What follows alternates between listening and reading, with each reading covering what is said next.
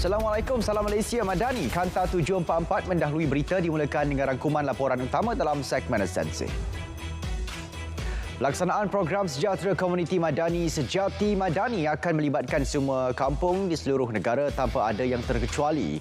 Perdana Menteri berkata beberapa program akan diatur menerusi peruntukan yang diberikan dalam Belanjawan 2025 bagi meningkatkan ekonomi perkampungan.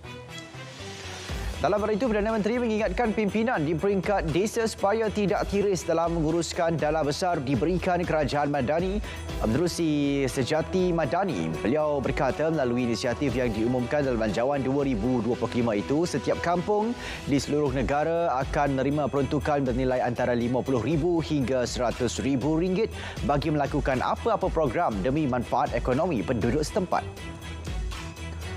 Perdana Menteri turut meneruskan peruntukan RM1.3 juta bagi pembinaan baru jalan ladang berasaskan simen di Blok C Pedusunan Ulu Konsor Perak. Ia merangkumi 4 jalan dusun sepanjang 3 km dan dijangka siap Disember ini. Projek tersebut bertujuan meningkatkan aksesibiliti ke kawasan dusun, memudahkan pendusun dan pelancong untuk mengunjungi kawasan agroturism Ulu Konsor di Pekan Padang Rengas.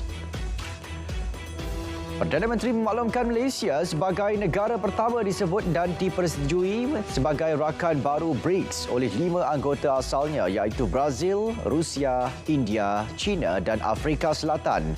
Beliau berkata perkara itu dimaklumkan kepada beliau oleh rakan sejawatnya dari Ethiopia, Dr. Abiy Ahmed Ali, sewaktu pertemuan empat mata di Kompleks Seri Perdana semalam. Tambahnya, apa yang dimaklumkan Perdana Menteri Ethiopia itu menunjukkan perkembangan positif berhubung penyertaan Malaysia ke dalam BRICS. RUU Buli Cyber akan dibentangkan di Kabinet selewat-lewatnya Mac tahun hadapan. Menteri Digital berkata satu jawatan kuasa telah dibentuk yang dianggotai Menteri Undang-Undang, Menteri Dalam Negeri dan Menteri Komunikasi bagi memperhalusi lagi RUU tersebut. Perbincangan telah diadakan bagi memperhalusi cadangan yang telah dikemukakan. Pejabat Kecerdasan Buatan AI Kebangsaan (NAIO) akan dilancar oleh Perdana Menteri di Kuala Lumpur 12 Disember depan. Pejabat berkenaan berperanan untuk membantu kerajaan mengubal polisi bersesuaian untuk pembangunan AI, selain membantu kerajaan mengubal undang-undang bersesuaian untuk AI.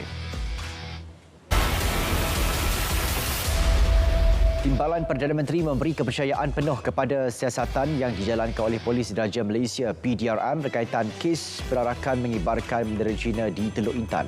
Sebelum ini, 17 warga Cina telah diambil keterangan bagi membantu siasatan berkaitan penarakan di dataran Menara Condong itu. Menurut Ketua Polis Perak, Datuk Azizi Mat Aris, tangkapan dibuat kerana mereka melanggar beberapa syarat termasuk mengganggu ketenteraman awam.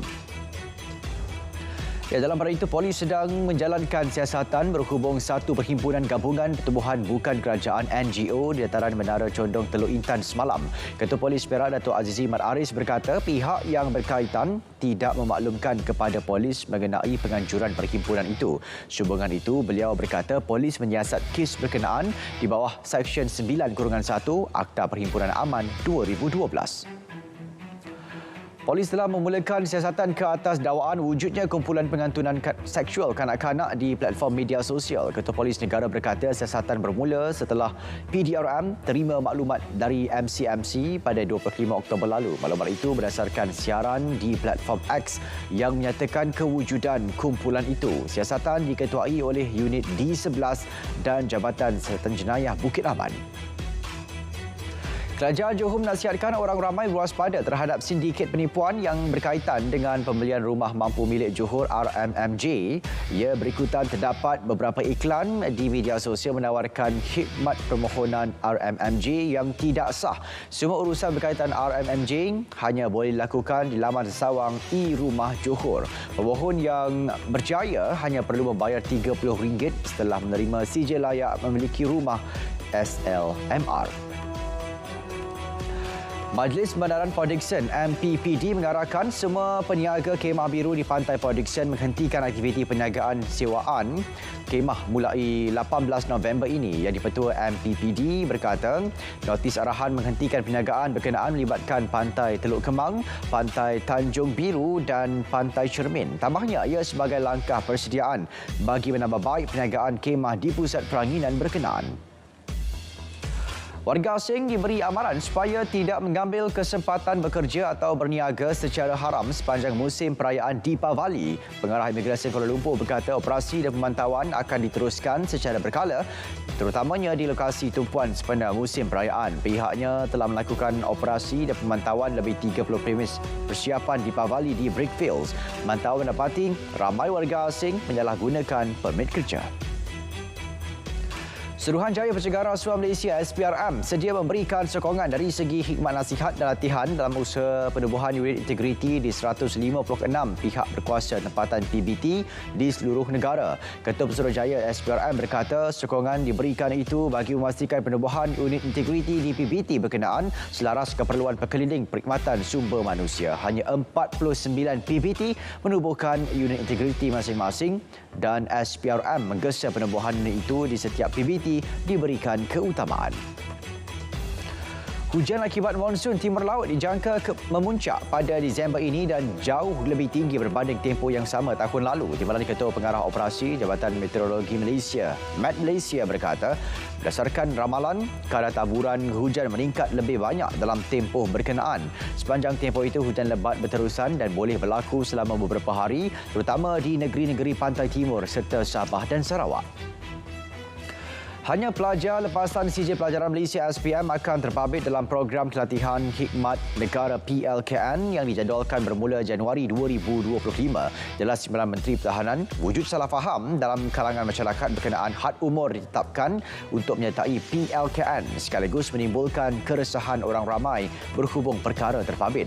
Bermula Januari tahun hadapan, sebanyak 1,000 peserta terpabit dengan PLKN dan akan ditempatkan di 2 kem latihan.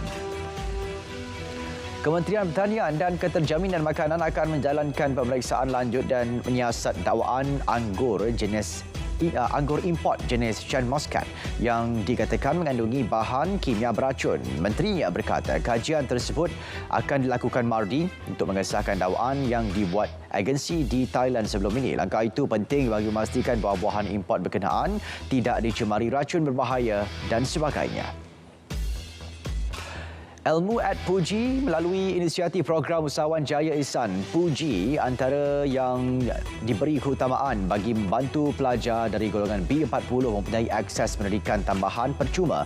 Menteri di Jabatan Perdana Menteri Wilayah Persekutuan berkata inisiatif ini adalah usaha kerajaan bagi atasi kemiskinan tegar serta tingkatkan taraf hidup rakyat di wilayah persekutuan. Antara inisiatif yang diberikan adalah tuisyen percuma, kem motivasi, tuisyen madani dan pusat komuniti.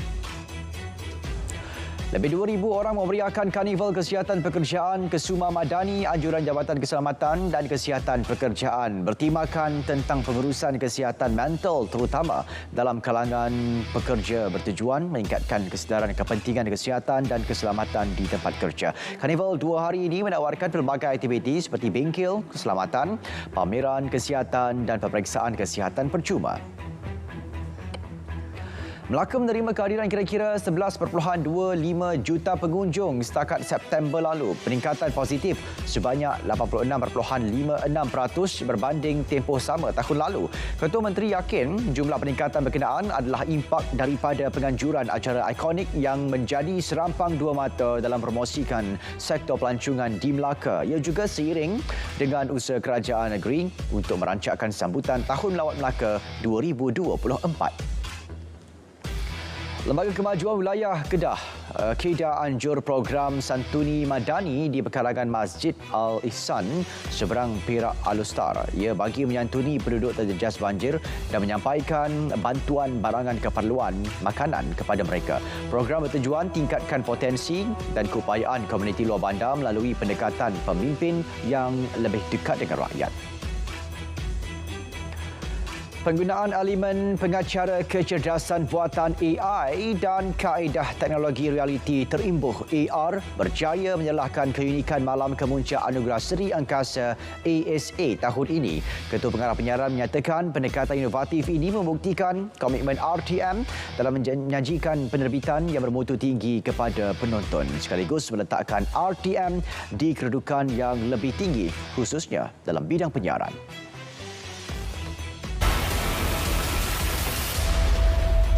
Presiden MCA Datuk Seri Dr. Wee Ka Siong dilantik sebagai penasihat pelaburan bagi masyarakat dan syarikat Cina di Malaysia.